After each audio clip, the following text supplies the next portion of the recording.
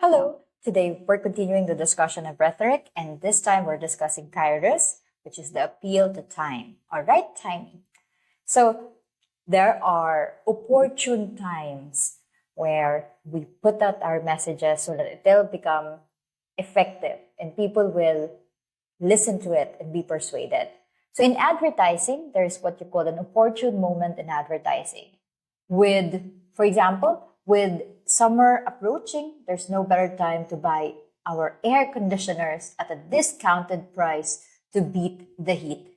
But of course, the price is never really discounted. Remember, sometimes these advertisers just use data to make us think that it is discounted. But because of the opportune time, it is hell. It is very, very hot. You're going to bite the dust and you'll believe the thing that they're saying, that it's actually a discounted thing and you need it. So that's Kairos. Of course, there's also strategic timing in public speaking.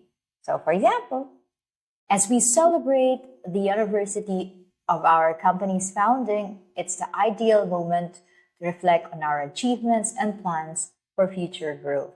Because it's our anniversary and therefore it's about planning and strategy.